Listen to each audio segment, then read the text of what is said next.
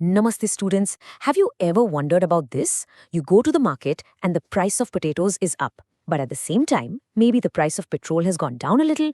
So how do we figure out if inflation in the country has actually gone up or down? I mean, how do we even measure this?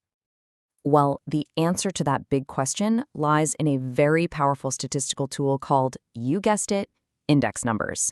And let me tell you, for your exams, this topic is absolutely crucial. Today, we're going to make it crystal clear for you, so get ready to master this concept. All right, so here's our game plan for today. We'll start with the basics. What are index numbers? Then we'll get into the key concepts and different types. After that, we'll roll up our sleeves and learn the calculations, both simple and weighted. And finally, we'll talk about why these numbers are so important in the real world, and of course, what their limitations are. So let's jump right into our first section. What exactly are these index numbers? You know, they're often called the barometers of economic activity, and that's a great way to think about it. Just like a barometer tells you about the weather, index numbers give us a reading on the health of the economy. Okay, so what's the textbook definition? It's a statistical measure that shows changes in variables. But in simple words, it's basically a tool that tells us how much things like prices or production have changed from one point in time to another. It's all about measuring relative change. Now, there are 4 key features you absolutely need to remember. First, they are statistical tools. Second, they're a special kind of average, always expressed as a percentage. Third, they measure the net change of a whole bunch of variables together. And most importantly, we always pick a base year to compare against, and the index for that base year is always set to 100. Everything else is measured against this 100.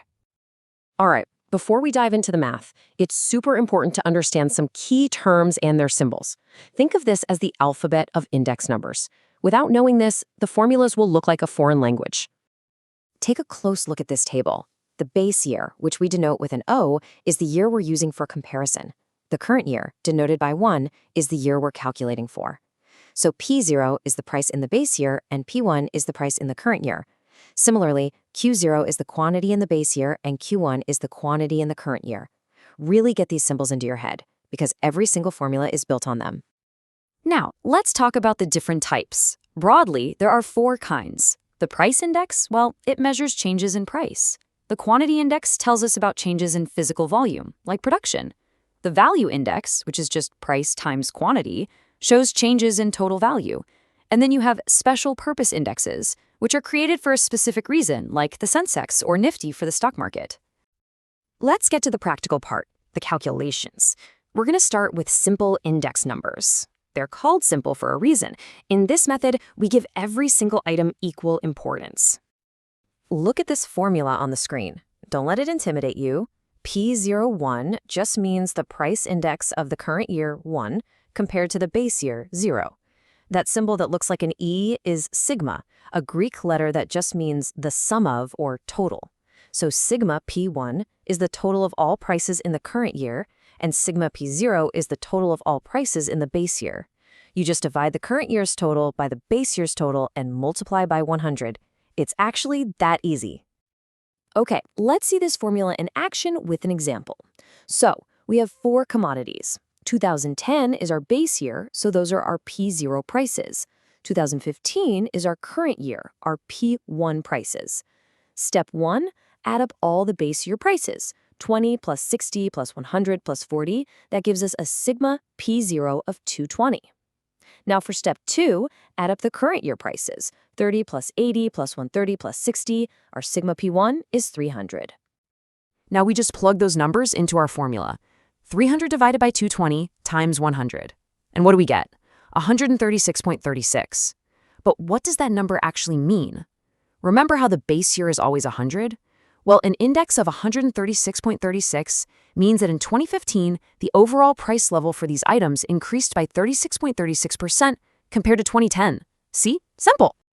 But there's a little problem with the simple index. It treats every item as equally important. But think about your family's monthly budget. Does a change in the price of petrol have the same impact as a change in the price of a packet of salt? Of course not. We spend way more on petrol. This is where weighted index numbers come in.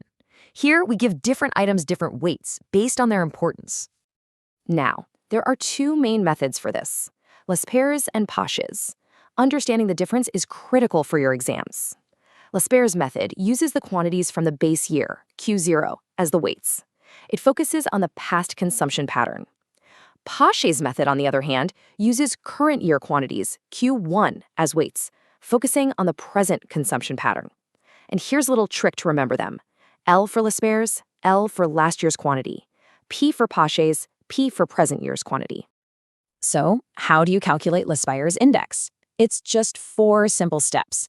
First, for each item, you'll multiply P1 by Q0 and make a new column.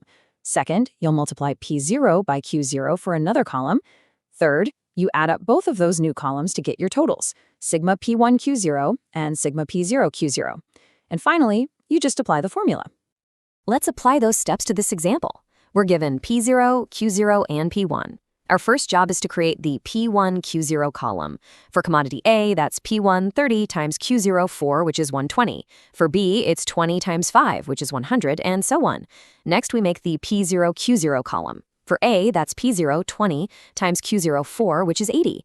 We do this for all items, and then we just total up our 2 new columns. So sigma P1 Q0 is 860, and sigma P0 Q0 is 570. Now, we just put these values into Lasper's formula. 860 divided by 570 times 100. And the result is 150.87. This means that based on the old consumption pattern of the base year, prices have gone up by 50.87%. Okay, so we've done all this math, but why? What's the point of all these calculations? Why does this stuff actually matter? Let's take a look at why these index numbers are so incredibly important in real life. Index numbers have tons of uses. Governments use them to create policies for agriculture and industry. They help economists study trends and forecast what might happen in the future. Inflation, as we said, is measured using them. And here's one that affects you and me directly. The Dearness Allowance, or DA, for government and many private sector employees is decided based on the Consumer Price Index. That's right. When the index goes up, salaries can go up too. But, and this is a really big but, we have to remember that these tools are not perfect. They have their own set of flaws and limitations. So what are the problems? Well, for one, they're based on samples. It's impossible to include every single item. The data can have biases. They can even be misused to show a particular result. But one of the biggest issues is that they don't account for changes in quality. Think about it. A phone that costs 15,000 rupees 5 years ago might still cost 15,000 today. The index would say no change. But today's phone has a way better camera, processor, and screen. That massive quality improvement isn't captured. And what about all the free digital services we use, like Google Maps or social media? The index has a hard time capturing their value too. So even with all these limitations, we come back to this quote. Index numbers might not be perfect, but they are still one of the most essential indicators we have to tell us which way the economic winds are blowing. They give us a direction, an overall picture that's incredibly valuable. So, as we wrap up, I have a question for you to think about. We've seen the limitations. In today's digital economy, with things like online streaming, food delivery apps, and all these new services, how could we improve index numbers to better reflect the world we actually live in? Give that some thought. All the best for your exams.